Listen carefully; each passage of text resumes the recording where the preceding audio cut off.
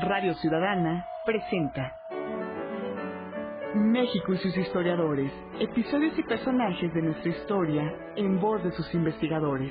Conducen Elsa Aguilar Casas y Pablo Serrano Álvarez.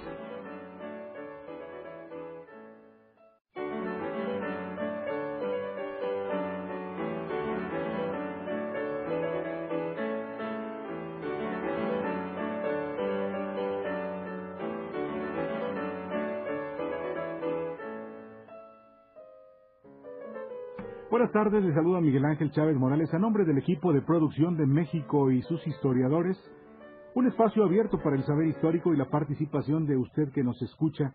Le doy la más cordial bienvenida a Pablo Serrano Álvarez, conductor de este programa. Pablo, ¿cómo estás? Qué gusto saludarte. Buenas tardes. Buenas tardes. Después de mucho tiempo nos volvemos a reencontrar. ¿Verdad? Pues aquí estamos, muy Gracias. bien. Pues hoy hablaremos de la vida y la obra de Vicente Lombardo Toledano, un destacado líder e intelectual de la Revolución Mexicana y el México contemporáneo, y para ello contamos con la presencia de la doctora María Teresa Aguirre Covarrubias, a quien saludamos con muchísimo gusto. Bienvenida. Nuestra invitada es doctora en Economía por la UNAM, con la tesis Las polémicas de Vicente Lombardo Toledano hacia una biografía intelectual. Entre sus publicaciones se encuentran De la Revolución a la Industrialización y están en prensa e Historia de América Latina en el siglo XX y Lombardo y la ideología de la Revolución Mexicana. Antes de comenzar, amigos y amigas, los invitamos a que expresen sus opiniones, sus puntos de vista, sus comentarios son bienvenidos. Para eso están, pues en esta tarde ya en la captura telefónica, nuestras guapas edecanes, Jessica y también... ¿quién más está por allá? Ya no me acuerdo quién. También está Manuel Compatitla Alcázar en el control máster musical digital, pero en las líneas telefónicas Karina Rosas y Jessica Marinal, no se me podían olvidar, ¿verdad? Pues ahí está el saludo para ellas. Así que amigos, 5604-8229, 5604-7926 y la línea sin costo el 01800-670-1680. Tenemos también un correo electrónico, que no me lo sabía, pero aquí está, es México y sus historiadores, @gmail.com. Una vez más, México y sus historiadores, @gmail.com. Recuerden que tenemos, como siempre, excelentes regalos para ustedes que nos acompañan en esta tarde. Y hoy tendremos 5 ejemplares de Cultura y Política en el México postrevolucionario de Javier García Diego, para quienes nos contesten una pregunta que Pablo en este momento está formulando. Es más, ya está lista. ¿Cuál es la pregunta, Pablo Serrano? La pregunta es, ¿quién fue el líder obrero antagónico en la CTM a Vicente Lombardo Toledano? Es re fácil, ¿eh? Sí. La repito. ¿Quién fue el líder obrero antagónico en la CTM a Vicente Lombardo Toledano? Yo creo que va a ser un poco difícil, van a tener que buscar muy bien ahí las biografías, ¿eh? Pues muy bien, ahí está la invitación, 5604-8229, 5604-7926 y la línea 01800, la línea sin costo para quienes nos siguen a través de la red de internet, nuestros amigos que están conectados en esta tarde, que si están en el interior de la República Mexicana pueden hacernos llegar sus comentarios al 01800-670-1680, una línea sin costo totalmente para ustedes. Así que bueno, pues comenzamos, Pablo. Gracias, Miguel Ángel. Amigos radioescuchas, buenas tardes. Tere, qué bueno que vienes a México y sus historiadores. Al contrario, mucho gusto por haberme invitado, a sus órdenes. Y a hablar, amigos, amigas, de un personajazo de la Revolución Mexicana y del México contemporáneo, como lo fue Vicente Lombardo Toledano, que además Tere lleva años de los años investigando sobre su vida y su obra. ¿Quién fue don Vicente Lombardo Toledano, Tere? Wow, es un personaje tan complejo, tan multifacético, pero que acompaña a la ideología de la Revolución Mexicana. De hecho, es uno de los grandes personajes de la historia de México que formula o contribuye a formular esto que conocimos como nacionalismo revolucionario o ideología de la Revolución Mexicana, y que acompañó la formación del PRI y de su antecesor, el PRM. Una de las vertientes de análisis para entender al país, obviamente, sería analizando a don Vicente Lombardo Toledano, que tiene múltiples aportes en el sentido obrero, en el sentido legislativo, en la educación, en la concepción de lo indígena popular, su obra, hasta ahora el Instituto de Investigaciones Filosóficas Vicente Lombardo Toledano lleva publicados 76 tomos y aún no la termina.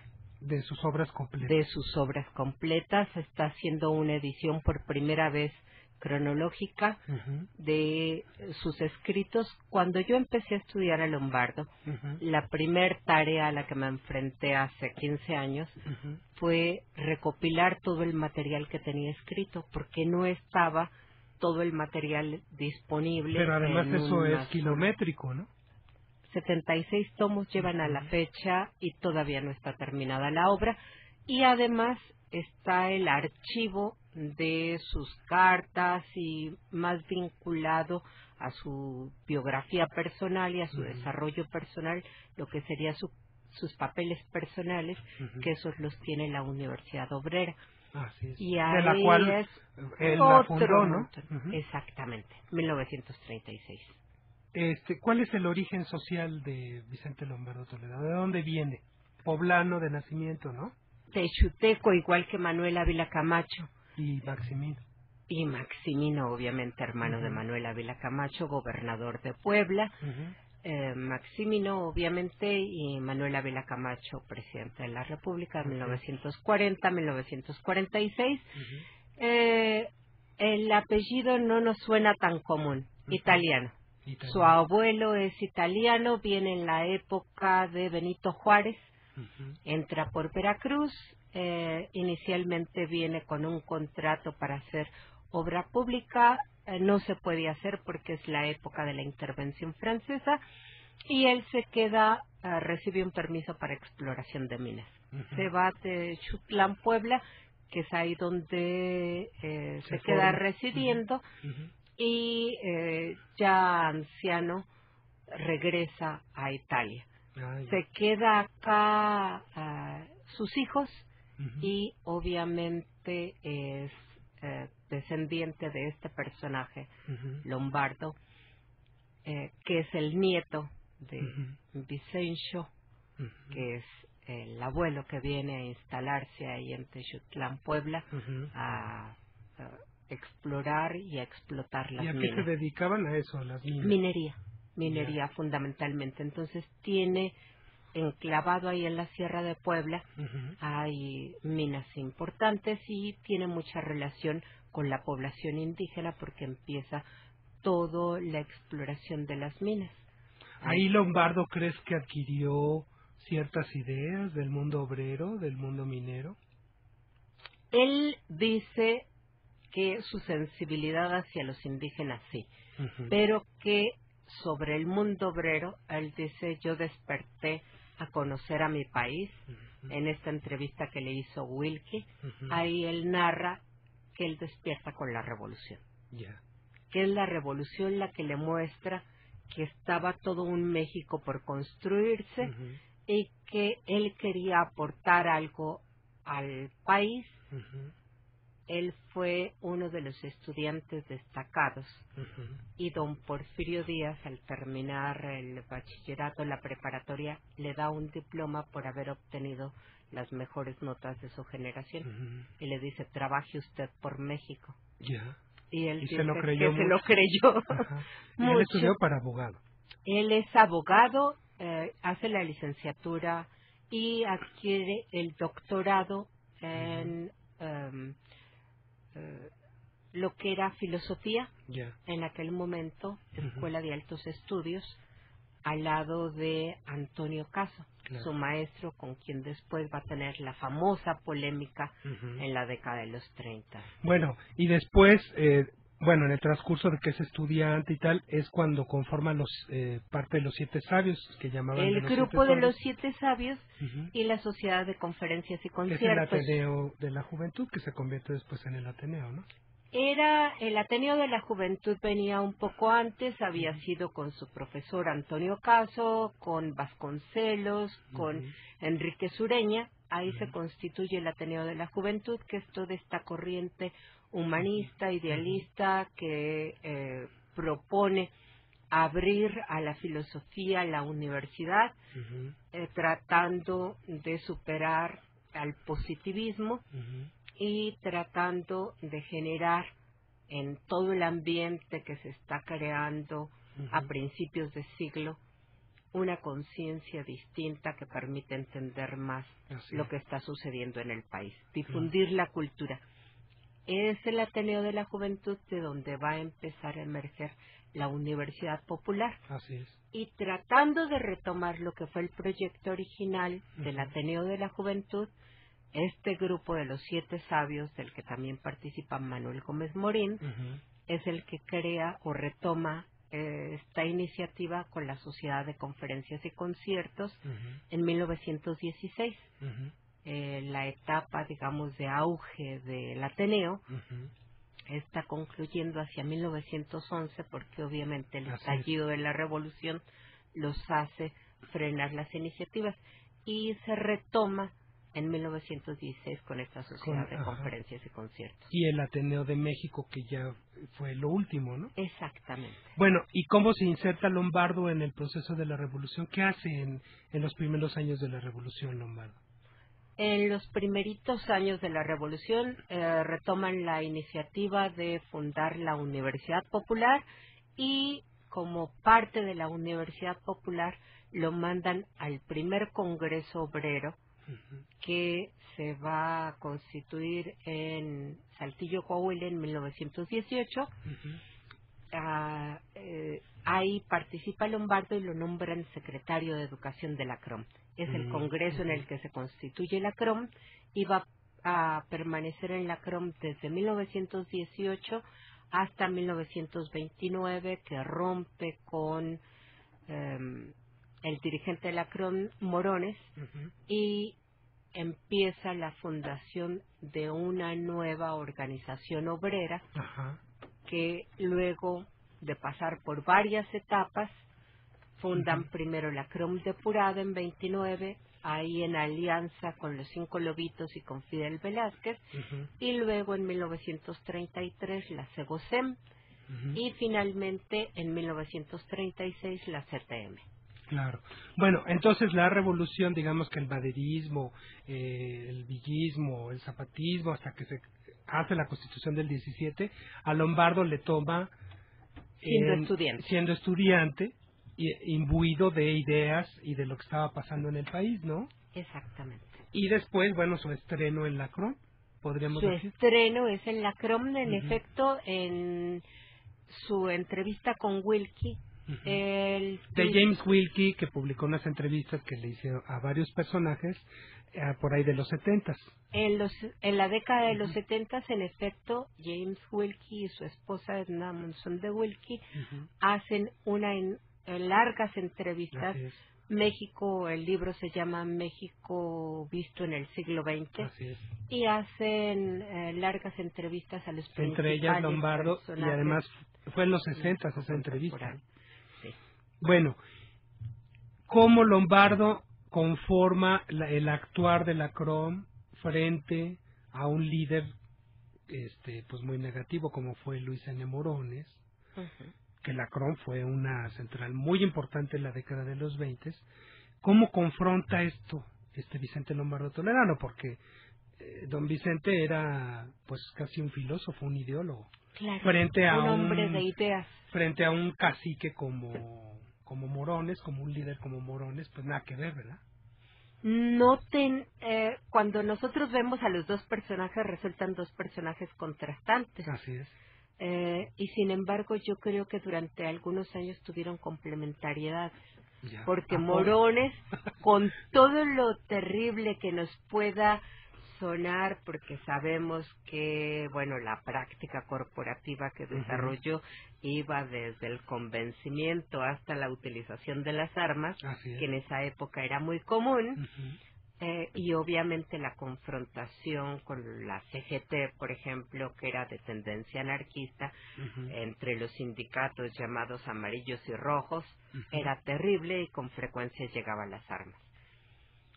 ¿Cómo podía un personaje de estos acompañarse o hacerse acompañar de un ideólogo como Lombardo, y cómo Lombardo se presta a ir creando ideas que puedan servir a este tipo de personajes. Yo creo que Lombardo va construyendo su idea de lo que debía de ser el país, tratando de acompasarse en el proceso mismo en que se viene desarrollando la revolución. Y si en ese momento Morones es el que dirige la principal central obrera, que en este pacto con Obregón llegan al acuerdo de darle el apoyo a Obregón para que obtenga la presidencia de la República, a cambio de que Obregón cree el Departamento del Trabajo. Que finalmente se crea, ¿no? Se crea exactamente durante la presidencia de Obregón, a cambio de darles la gubernatura del Distrito Federal, que en ese momento había gobernador del Distrito Federal, y a cambio de reconocerlos como la central obrera más importante. Así es. Puntal del obregonismo, ¿estás de acuerdo? Exactamente, totalmente. Es difícil pensar que Obregón hubiera llegado a la presidencia y que incluso pudiera reelegirse en 1927-28 como presidente de la República sin el apoyo de la CROM. Claro. Pero tampoco la CROM se hubiera fortalecido tanto si Obregón no hubiera necesitado de una fuerza organizada, y en este caso la fuerza más organizada era la fuerza obrera, porque los campesinos, que habían tenido una grandísima participación durante la revolución, se encontraban más dispersos. Así es. Entonces, es esta organización la que le va a permitir a Obregón apoyarse en segmentos populares organizados que van a promover el voto, o para contar con un voto, y al mismo tiempo es este segmento organizado que recibe apoyo del Estado para fortalecerse también como la central más importante. Claro. Tere, vamos a una pequeña pausa. Sandra, los teléfonos. Claro que sí, los teléfonos aquí en Radio Ciudadana son 5604-8229, 5604-7926. Tenemos una alada sin costo para todo el país que es 01800 670-1680. O también nos pueden enviar un mensaje desde su celular. Estos hay que iniciarlos con la palabra ciudadana. Ciudadana, espacio, mensajito y nombre al 30003. Eso es México y sus historiadores con Pablo Serrano Álvarez. Gracias, Sandra. Bueno, han de decir que por qué el cambio. Lo que pasa es que Sandra estaba grabando una cosa y entonces vino un poco tarde y Miguel inició el programa. Así es. Amigo, pieza clave de este programa. Sin duda. Amigos, llámenos, pregúntenle a Tere todo lo que quieran saber de Vicente Lombardo Toledano, porque ella lo sabe todo. Bueno, Lombardo Toledano es un puntal del obregonismo, del callismo, y lo encontramos como un puntal fundamental de la década de los 30. Fundamental. Primero, durante el obregonismo, incluso él ya como diputado en ese momento va a miembro muy activo del Partido Laborista, va a conseguir que el Partido Laborista le dé el apoyo a Obregón para nada más y nada menos que modificar la Constitución y permitir la reelección.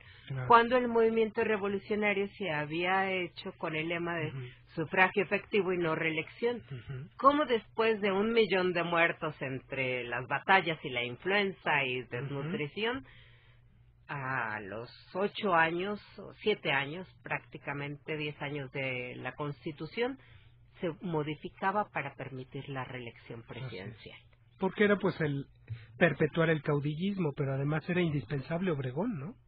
En ese momento, esa es la explicación que da Lombardo en todos los... ¿Justifica Lombardo esto? Claro. Lombardo plantea que en ese momento de confrontación de caudillos, la paz solo podía llegar con un caudillo que lograra imponerse por encima de los demás. Así es. Y obviamente que ese personaje en ese momento se considera que es Obregón. Después Calles mostraría que él iba a ser el jefe máximo de la revolución. Así es. Y en el tránsito del obregonismo al callismo, e incluso al maximato, como todos sabemos, Obregón gobierna la primera vez de 1920 a 24, le sucede Calles de 24 a 28. En este periodo de 24 a 28 también tiene una alianza estrecha con la CROM. De hecho, Morones es el secretario de Industria y Comercio, y Lombardo juega un papel muy destacado durante este periodo 24-28, porque se difunde toda la organización de la CROM a nivel nacional y tiene cobertura a nivel nacional. Según el informe de la CROM, los afiliados a la CROM llegaban a 1.500.000 trabajadores. Es medio complicado creerlo, porque además creo que era la un fuerza país de trabajo económicamente activa, la población que trabajaba en la industria no era tanta. Pero recordemos que también este sindicalismo surge con fuerza de trabajo obrera industrial y también fuerza de trabajo que está en el campo. Y artesanal incluso, ¿no? De muchos pueblos. De segmentos artesanales. Bueno, matan a Obregón, al presidente electo, el 17 de julio del 28, y se acusa a Calles y se acusa a Morones de urdir ese asesinato, que además, bueno, el asesinato ya se ha comprobado mucho, pues fue hecho por un fanático religioso. Pero en la época, ¿eso qué significado tiene? Crea una crisis política. Era, y ahora, ¿quién va a venir a sustituir el liderazgo de Obregón? ¿Qué piensa Lombardo de eso? En ese momento, Lombardo está de acuerdo en el tránsito hacia un partido nacional que logre que los caudillos se pongan de acuerdo y que se vaya dando un mayor espacio hacia la participación popular y que se vayan consolidando las reformas. Así es. Él lo que más le preocupa es que la letra de la Constitución todavía no se aplica totalmente. La reforma agraria es todavía muy escasa en términos de modificar la estructura de tenencia de la tierra.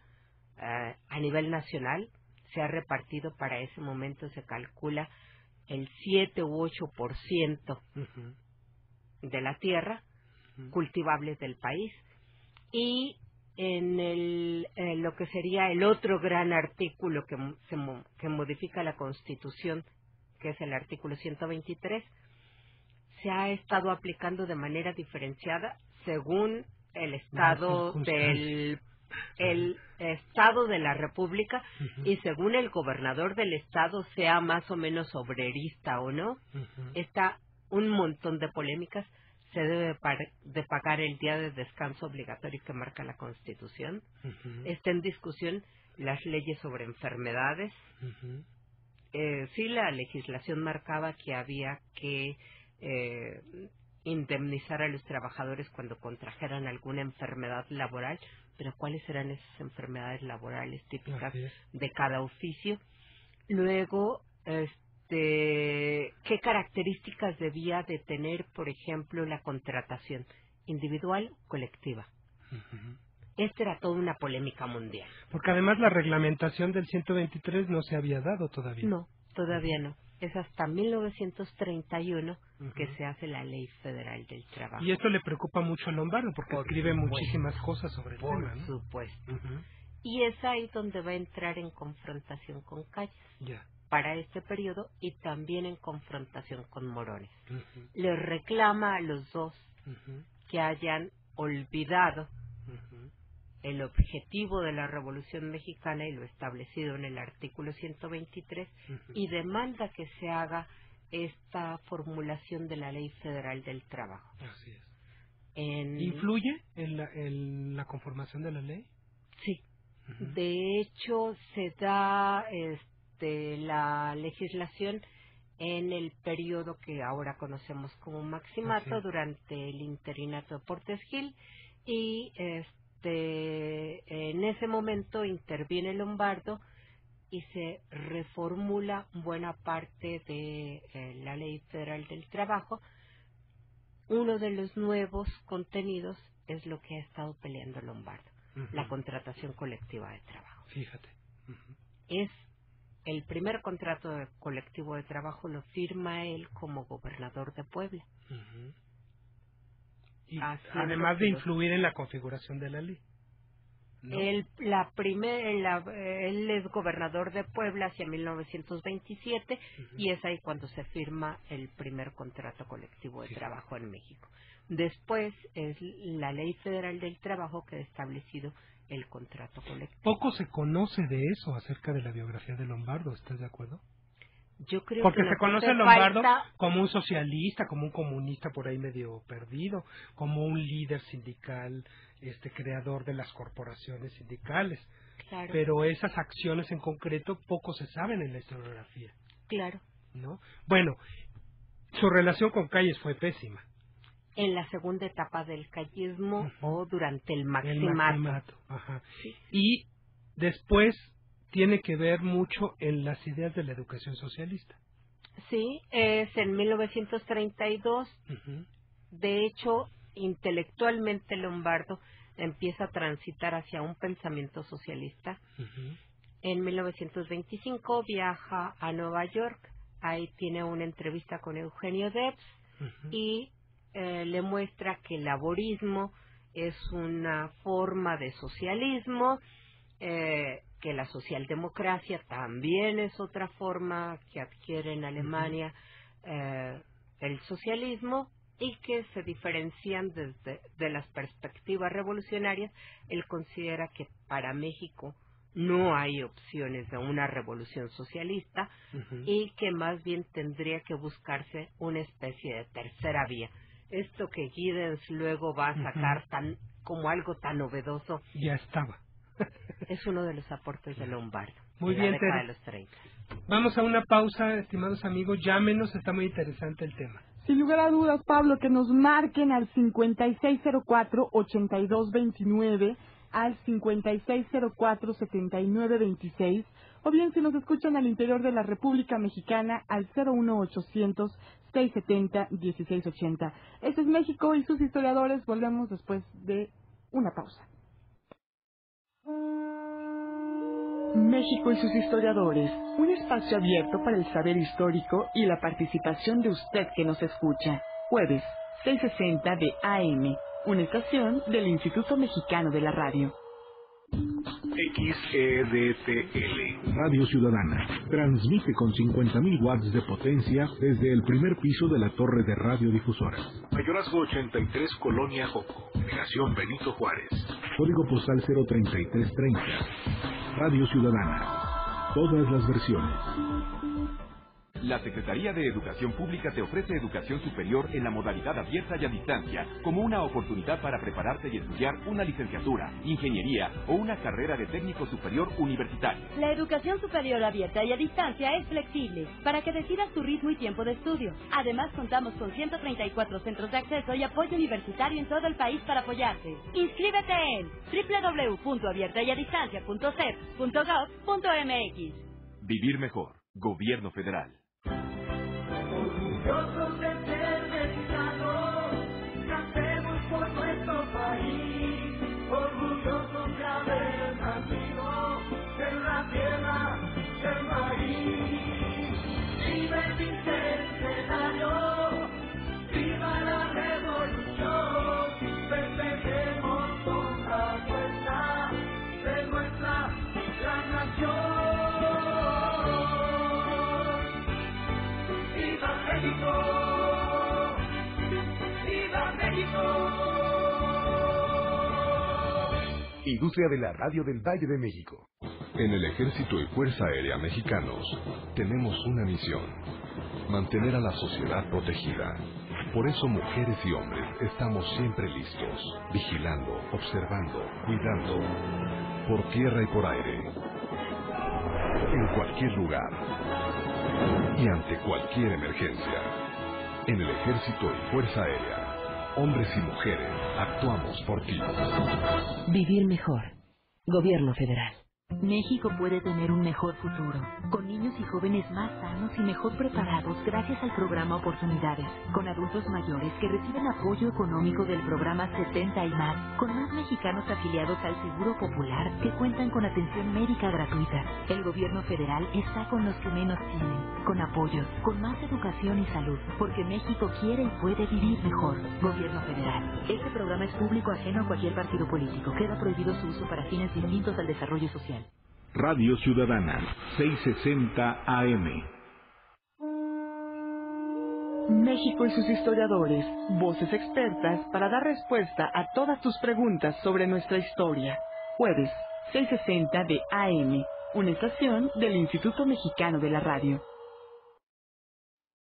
Estamos de regreso y le invitamos a leer a partir de mañana los expedientes digitales INERM. En esta ocasión, el periódico Regeneración de Paula Ruiz Ham y la Ciudad de México ante la ocupación constitucionalista de Edgar Rojano García. Recuerde, los expedientes digitales se pueden leer a partir de mañana en la página www.inerm.gov.mx. INERM se escribe de la siguiente manera: INEHRM, www.inerm.gov.mx. Y hoy en México y sus historiadores, bajo la conducción de Pablo Serrano Álvarez, estamos conversando con María Teresa Aguirre Covarrubias sobre Vicente Lombardo Toledano. Gracias, Sandra. Bueno, amigos, y estén muy atentos para los cursos del INERM, que a partir del 9 de agosto son las inscripciones para los cursos de la independencia de México y la Revolución Mexicana. Ahora, bueno, con un cartel de historiadores buenísimos, ya saben que son cada semana los cursos y que se transmiten por videoconferencia. Las inscripciones serán a partir del 9 de agosto y pueden ver toda la información en esta página web www.iner.gov.mx. Tere, en los 30, Vicente Lombardo Toledano fue una personalidad muy influyente en México, a través de las ideas, a través de su la participación. praxis, de todo. Así como consideran que Luis Cabrera fue el ideólogo de Carranza, se dice que Lombardo Toledano cumplió una función semejante con Cárdenas. Sabemos hoy que obviamente Cárdenas se apoyó en un movimiento de masas que logró hacer todas las reformas que se impulsaron durante el cardenismo y que nos queda como memoria de la Revolución Mexicana, las nacionalizaciones obviamente de ferrocarriles, de petróleo, el reparto del 50% de la tierra cultivable en este país y obviamente su entrega a los campesinos.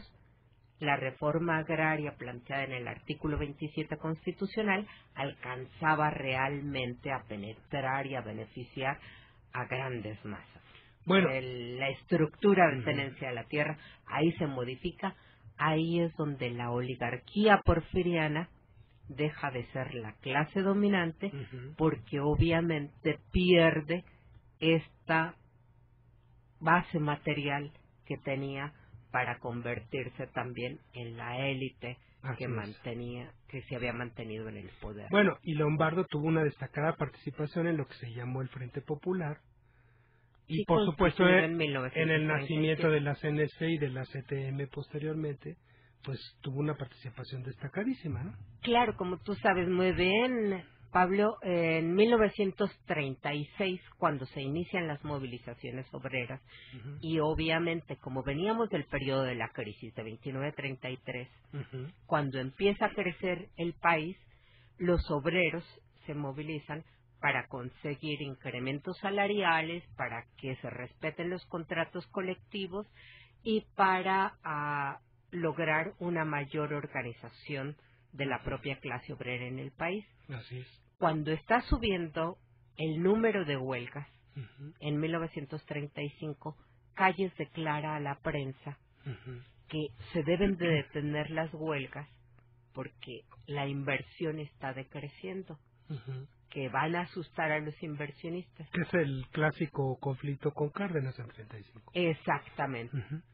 Cárdenas le contesta que él considera que las huelgas deben de permitirse porque realmente si los empresarios pensaran más a mediano plazo, tener una población que gane más les va a permitir producir más. Así es. Y esa gente les va a consumir. Formulita que después no entendimos, ¿verdad? Exactamente. Que hoy, si se diera incluso mayor capacidad de compra en la población, seguramente beneficiaría a muchos empresarios. Claro. Y podría desatarse ese círculo virtuoso que se dice: a mayor mercado interno, mayor producción. Así es. Y no solamente tener como expectativa las exportaciones.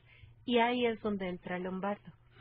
Efectivamente, Lombardo, que había mantenido distancia con Cárdenas, dice: en efecto, la clase obrera no puede ir en este momento hacia una ruta socialista, no obstante que él se declara marxista, porque el país no está en condiciones de ir hacia el socialismo. Lo que nosotros queremos es que se desarrolle el capitalismo por la vía de la industrialización, pero con mayor equidad, para lo que se hace necesario la participación del Estado. Y en este punto coincide con lo que pensaba Cárdenas, porque para Cárdenas, en efecto, también una primer tarea de la revolución era generar mayor equidad. Así es. No podía desarrollarse el país con las desigualdades tan profundas que había habido durante el porfiriato y que se habían mantenido de alguna manera durante el periodo de reconstrucción. Así es. ¿Y cómo hacerle para generar mayor equidad? Generando mayor producción. Por esto es que consideran que la vía por la cual México podía generar mayor equidad era por la vía del desarrollo industrial del país. Y es aquí donde Lombardo empieza a formular esto que habíamos dicho hace ratito como una especie de tercera vía. Así es. Ni un capitalismo salvaje, ni un socialismo en ese momento que lo considera inviable, porque el país dice no tiene las condiciones para producir. Y este va a ser una de las diferencias con la corriente trotskista. Ya. Que por cierto hay en una de las preguntas. Creo Sí, que ya vimos sus preguntas de don Fernando Román, ¿verdad? Que dice que ante el asilo que otorgó Lázaro Cárdenas a Trotsky, ¿qué actitud tomó Lombardo Toledano? Hay una de las diferencias fundamentales, va a ser entre dos concepciones de lo que podía ser la alternativa socialista. Como tú sabes, Trotsky se plantea la revolución permanente y ante el ascenso del estalinismo obviamente tiene que salir de la Unión Soviética con las purgas estalinistas, mientras que en el mundo todavía ni se conoce tanto de las purgas estalinistas, aunque están los procesos, pero Lombardo se concibe a sí mismo como un marxista estalinista. En la mesa de marxistas mexicanos del 47, él dice marxismo, leninismo, estalinismo como fórmula. Su idea de construcción del Estado, que era el único Estado socialista que había en ese momento, era la idea obviamente estalinista. Entonces la confrontación entre lombardistas y trotskistas va a ser terrible. Prácticamente decía un chiste que se veían en una misma esquina y se escupían la cara, ¿no? Bueno, y los escritos, ¿no? Porque bueno, desde finales de 38 Lombardo se desborda, hay folletos, hay publicaciones en los periódicos, en las revistas, entrevistas, etcétera, donde manifiesta toda esta postura, de los 30, claro, va a tener polémicas, es el gran polemista. Y se mete en la educación, y se mete en la reforma agraria, y se mete en la organización sindical, y en las políticas públicas, y en el mundo internacional.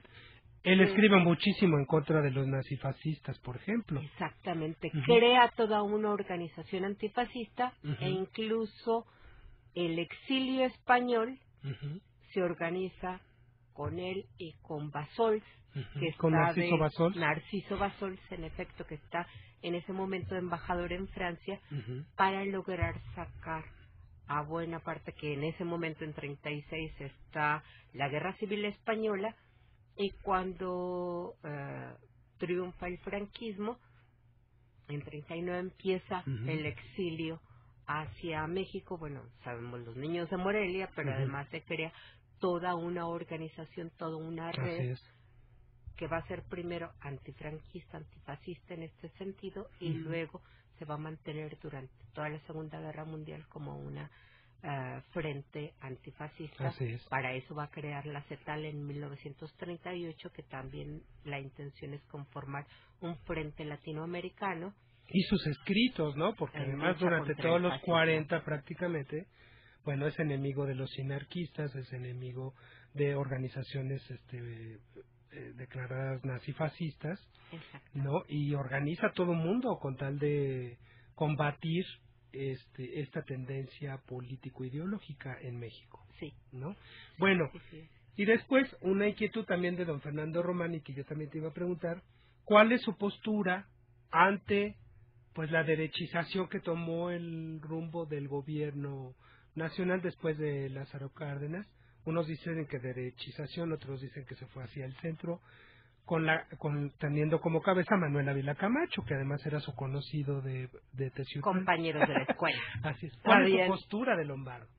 Lombardo en ese momento no está tan presente en México. Bueno, es un error decir que no está tan presente. Está presente, aunque una de sus pies está en América Latina. Así es. Y el otro es la creación de un pacto obrero industrial. En 1943 firman un primer acuerdo obrero industrial. ¿Por qué? ¿Cuál es la idea de Lombardo? Como un marxista se propone que va a ser lo que le reclama revueltas en un proletariado sin cabeza. José Revueltas. ¿Por qué hace Lombardo suyo un proyecto que era más de la burguesía que de la clase obrera? Por eso le escribe un proletariado sin cabeza, porque te pusiste a la cabeza de la burguesía. Y Lombardo plantea, es que en México la burguesía era una naciente burguesía. Así es. Y la clase obrera tenía que trascender la mira de clase solo del segmento obrero para dar pauta para el desarrollo de un proyecto nacional. La idea de Lombardo es que no podía hacerse una revolución de tipo socialista porque no teníamos el suficiente desarrollo material. ¿Qué significa esto? Que no teníamos montada una industria como y para mucho menos poder... un proletariado con conciencia de clase como se ve en la época. ¿Quién carambas iba a ser el sujeto revolucionario? Así es. ¿Sí? Claro. Ese era lo que se planteaba Lombardo. Entonces, para que surgiera este sujeto revolucionario, que era el proletariado, tenía que haber primero industria. Así es.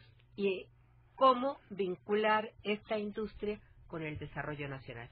Una de las características que venía desde el porfiriato es que nuestro capitalismo era dependiente de lo que le compraran en el exterior y también dependiente de la importación de maquinaria para poder desarrollar la industria. Claro, porque además estamos hablando de la plena Segunda Guerra Mundial, que nosotros surtimos de materia prima a esa guerra. Y de bienes manufacturados, Así se nos es. olvida textiles, zapatos, leche en polvo, un montón de cosas que se produjeron en nada México, más y nada menos. petróleo, en efecto, y que sirvieron porque en ese momento Estados Unidos tiene volcada su economía hacia una economía de guerra y México está produciendo. Y de ahí que Lombardo se proponga que el aporte de México va a ser en la producción.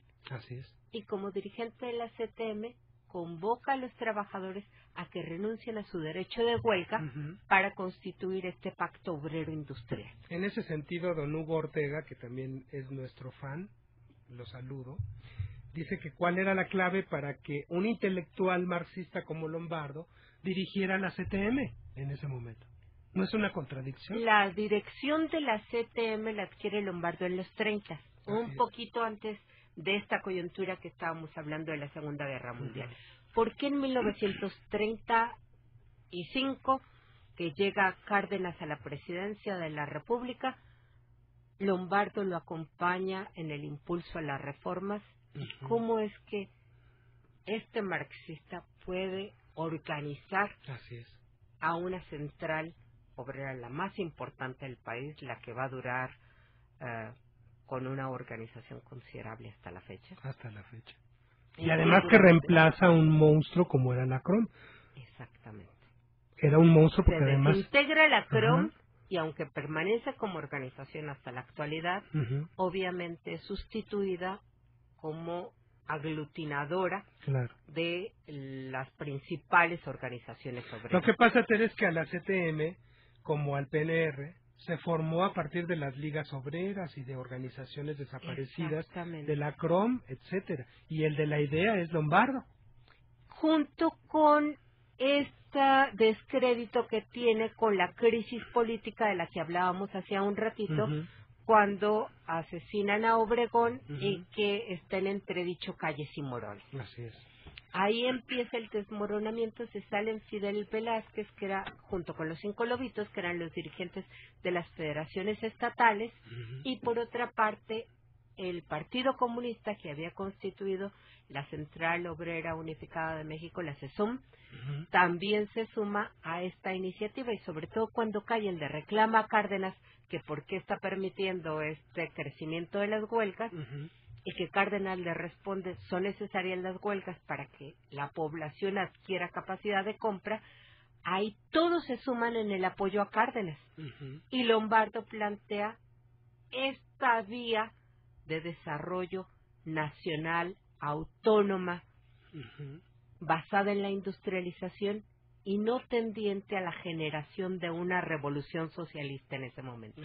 Y es ahí donde se encuentran Cárdenas y Lombardo, y esto hace posible que un marxista, que él estaba convencido de que las condiciones económicas obviamente tenían que ver con el desarrollo general, no solamente del país, sino también de cada uno de los seres en lo individual. Sí. Era el mejoramiento material y espiritual de los mexicanos.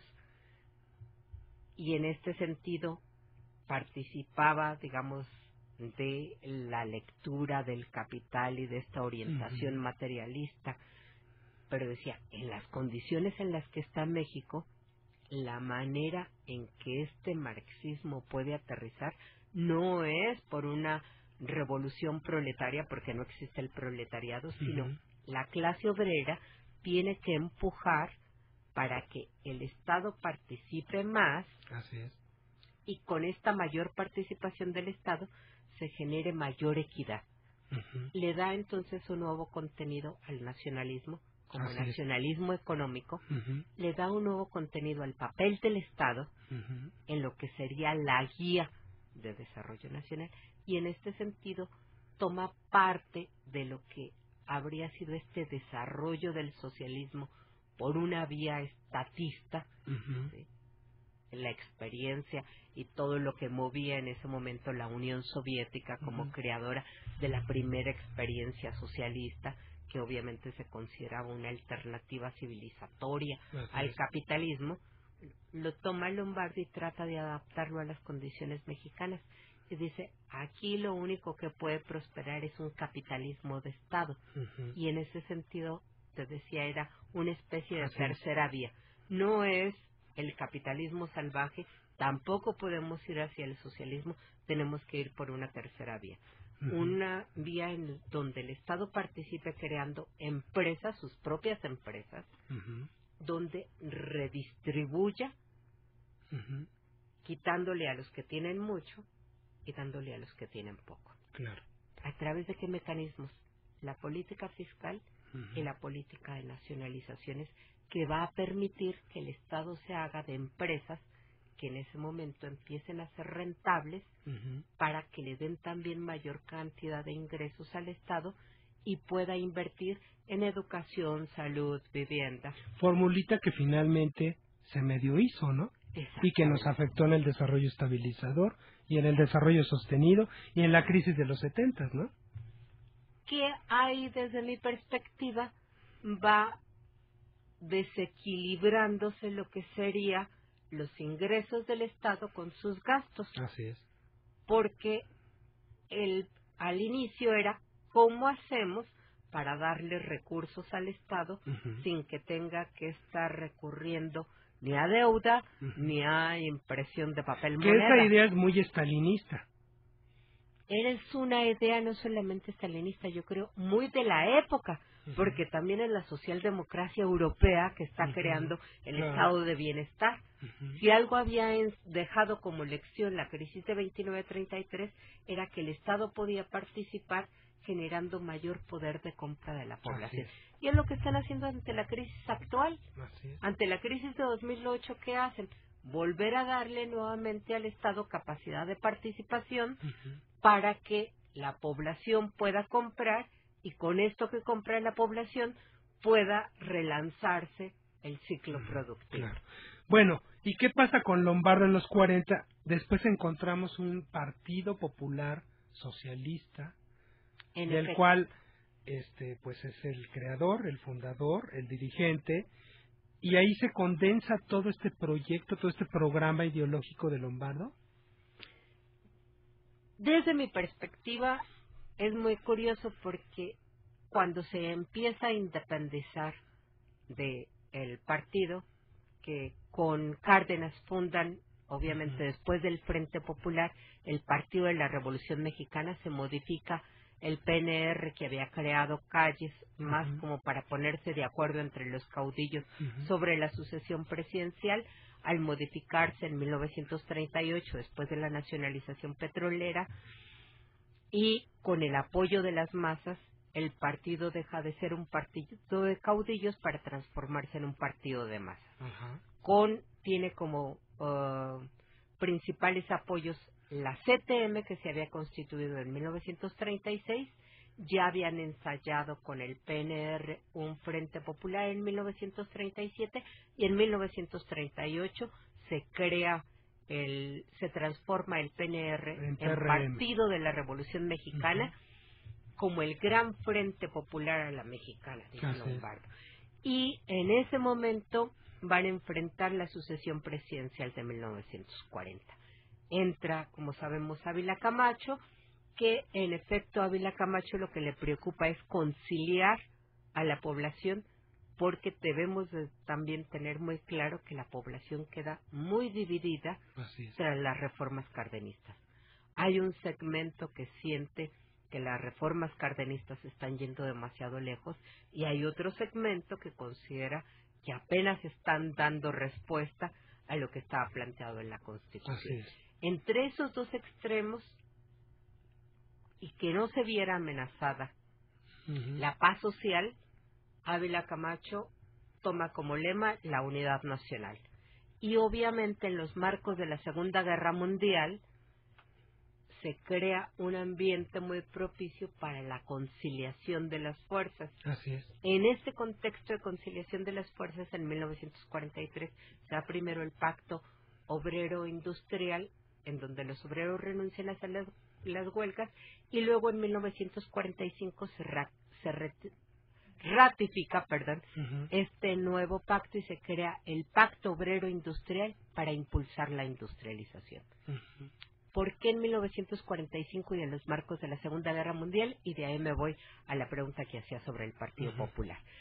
En 1945 es en los marcos de la Segunda Guerra Mundial. Finalizando la Segunda Guerra Mundial, Estados Unidos propone a todos los países de América Latina en la conferencia de Chapultepec que le bajen a su nacionalismo revolucionario, que le bajen al nivel proteccionista y que creen un acuerdo de libre comercio de todas las Américas. Este ALCA, su origen no está en 93, sino en 1945.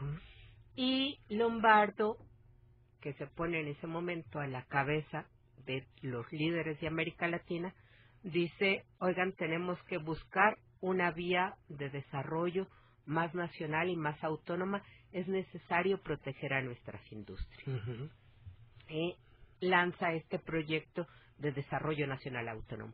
Y va a ser con Miguel Alemán, que se propone también la industrialización, pero una industrialización que dé mucho más cabida a las inversiones extranjeras directas en los marcos de la Guerra Fría, que Lombardo plantea la necesidad de crear un nuevo partido porque considera que el partido que en ese momento se transforma de Partido de la Revolución Mexicana en 1946 a PRI, Partido de la Revolución Institucionalizada, Partido Revolucionario Institucional, ¿sí? Con ese nombre, Partido Revolucionario Institucional, dice Lombardo, está dejando de cumplir sus objetivos. Así es. Ya no es la revolución, y convoca en 1947 a la mesa redonda de los marxistas mexicanos para crear una alternativa. Y propone que sean como la conciencia crítica del Estado, que le estén marcando dónde la están regando y dónde están obviamente cumpliendo los objetivos, que se conviertan en una oposición institucional. Además, como en estos momentos se da como cierta apertura a nivel del sistema político, bueno, encontramos al Partido Comunista por un lado, hasta el Partido Popular, Fuerza Popular de los Anarquistas, o sea, la plena derecha, y por ahí vemos en el centro a Lombardo Toledano con el Partido Popular, que tiene ciertos éxitos, ¿no? Después. En 1947, cuando convoca, todavía logra aglutinar a la izquierda mexicana en esta mesa redonda. Pero rápidamente, conforme Miguel Alemán Valdés va definiendo con más claridad su programa, y conforme también van aumentando las presiones del exterior, y nos vamos acercando a 49, empieza todo el ambiente de la Guerra Fría. Así es. Y sobre todo después de la Guerra de Corea, finaliza en 53, en México se van a dar las elecciones de 52, y en 52 van a ser Enríquez Guzmán y Lombardo Toledano los contendientes por la presidencia. Por la presidencia de la República. Lombardo Toledano por el Partido Popular, y ya para ese momento se han ido saliendo algunos miembros del Partido Popular. Así es. Pero va a ser esta confrontación entre Enríquez Guzmán y Lombardo Toledano en la sucesión de 52 lo que va a marcar como, desde mi perspectiva, el inicio del declive ideológico de Lombardo. Bueno, y todavía vive hasta 1968, que se dedica a escribir mucho, ¿no? Se dedica a escribir mucho y se dedica siempre a estar en la política. Lombardo tiene la misma trayectoria que la ideología de la Revolución Mexicana. Exactamente. Llega a su cúspide con el cardenismo y luego empieza un lento declive para morir en 68. Ok. Tere, muchas gracias por venir a México, sus historiadores, ha sido muy interesante. Amigos, bueno, ya nos vamos, raudos y veloces.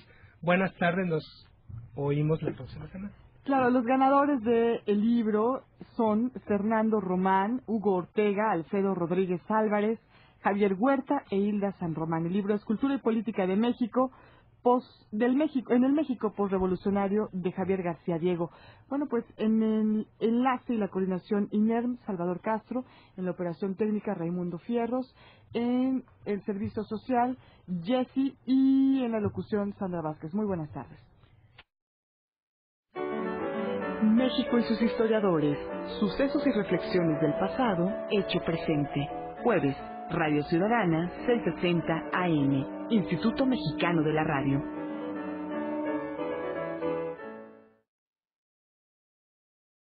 Se queda residiendo y ya anciano regresa a Italia. Se queda acá sus hijos y obviamente es descendiente de este personaje, Lombardo, que es el nieto de Vicencio, que es el abuelo que viene a instalarse ahí en Texutlán, Puebla, a explorar y a explotar las minas. ¿Y a qué se dedicaban a eso, a las minas? Minería fundamentalmente. Entonces tiene enclavado ahí en la Sierra de Puebla, hay minas importantes y tiene mucha relación con la población indígena porque empieza toda la exploración de las minas. Ahí Lombardo, ¿crees que adquirió ciertas ideas del mundo obrero, del mundo minero? Él dice que su sensibilidad hacia los indígenas sí, pero que sobre el mundo obrero, él dice, yo desperté a conocer a mi país. En esta entrevista que le hizo Wilkie, ahí él narra que él despierta con la revolución. Que es la revolución la que le muestra que estaba todo un México por construirse y que él quería aportar algo al país. Él fue uno de los estudiantes destacados y don Porfirio Díaz, al terminar el bachillerato, la preparatoria, le da un diploma por haber obtenido las mejores notas de su generación y le dice, trabaje usted por México. Y él dice se lo creyó que mucho. Se lo creyó Él estudió para abogado. Él es abogado, hace la licenciatura y adquiere el doctorado en lo que era filosofía en aquel momento, Escuela de Altos Estudios, al lado de Antonio Caso, su maestro, con quien después va a tener la famosa polémica en la década de los 30. Bueno, y después, en el transcurso de que es estudiante y tal, es cuando conforman parte de los 7 sabios, que llamaban el grupo de los 7 sabios y la Sociedad de Conferencias y Conciertos. Que es el Ateneo de la Juventud, que se convierte después en el Ateneo, ¿no? Era el Ateneo de la Juventud, venía un poco antes, había sido con su profesor Antonio Caso, con Vasconcelos, con Enrique Sureña. Ahí se constituye el Ateneo de la Juventud, que es toda esta corriente humanista, idealista, que propone abrir a la filosofía la universidad, tratando de superar al positivismo y tratando de generar en todo el ambiente que se está creando a principios de siglo una conciencia distinta que permite entender más lo que está sucediendo en el país, difundir la cultura. Es el Ateneo de la Juventud de donde va a empezar a emerger la Universidad Popular. Así es. Y tratando de retomar lo que fue el proyecto original del Ateneo de la Juventud, este grupo de los 7 sabios, del que también participa Manuel Gómez Morín, es el que crea o retoma esta iniciativa con la Sociedad de Conferencias y Conciertos en 1916. La etapa, digamos, de auge del Ateneo está concluyendo hacia 1911 porque obviamente el estallido de la revolución los hace frenar las iniciativas y se retoma en 1916 con esta Sociedad de Conferencias y Conciertos. Y el Ateneo de México, que ya fue lo último, ¿no? Exactamente. Bueno, ¿y cómo se inserta Lombardo en el proceso de la revolución? ¿Qué hace en los primeros años de la revolución, Lombardo? En los primeritos años de la revolución retoman la iniciativa de fundar la Universidad Popular y como parte de la Universidad Popular lo mandan al primer Congreso Obrero que se va a constituir en Saltillo, Coahuila, en 1918. Ahí participa Lombardo y lo nombran secretario de Educación de la CROM. Es el congreso en el que se constituye ese análisis para entender al país. Obviamente sería analizando a don Vicente Lombardo Toledano, que tiene múltiples aportes en el sentido obrero, en el sentido legislativo, en la educación, en la concepción de lo indígena, popular. Su obra, hasta ahora, el Instituto de Investigaciones Filosóficas Vicente Lombardo Toledano, lleva publicados 76 tomos y aún no la termina. De sus obras completas. De sus obras completas. Está haciendo una edición por primera vez cronológica de sus escritos. Cuando yo empecé a estudiar a Lombardo, la primer tarea a la que me enfrenté hace 15 años fue recopilar todo el material que tenía escrito, porque no estaba todo el material disponible. Pero además eso es kilométrico, ¿no? 76 tomos llevan a la fecha y todavía no está terminada la obra. Y además está el archivo de sus cartas y más vinculado a su biografía personal y a su desarrollo personal, lo que sería sus papeles personales, que esos los tiene la Universidad Obrera. Así es. Y de la ahí cual es él la fundó, ¿no? Exactamente, 1936. ¿Cuál es el origen social de Vicente Lombardo Toledano? ¿De dónde viene? Poblano de nacimiento, ¿no? Texuteco, igual que Manuel Ávila Camacho. Y Maximino. Y Maximino, obviamente, hermano de Manuel Ávila Camacho, gobernador de Puebla. Maximino, obviamente, y Manuel Ávila Camacho, presidente de la República, 1940-1946. El apellido no nos suena tan común, italiano. Su abuelo es italiano, viene en la época de Benito Juárez, entra por Veracruz, inicialmente viene con un contrato para hacer obra pública, no se puede hacer porque es la época de la intervención francesa, y él se queda, recibe un permiso para exploración de minas. Se va de Xutlán, Puebla, que es ahí donde...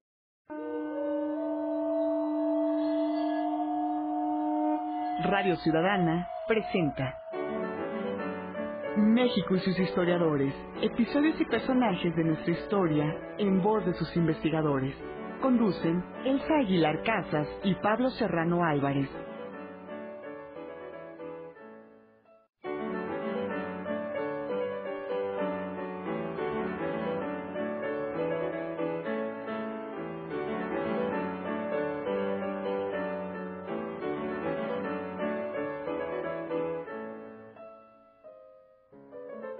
Buenas tardes, les saluda Miguel Ángel Chávez Morales a nombre del equipo de producción de México y sus historiadores.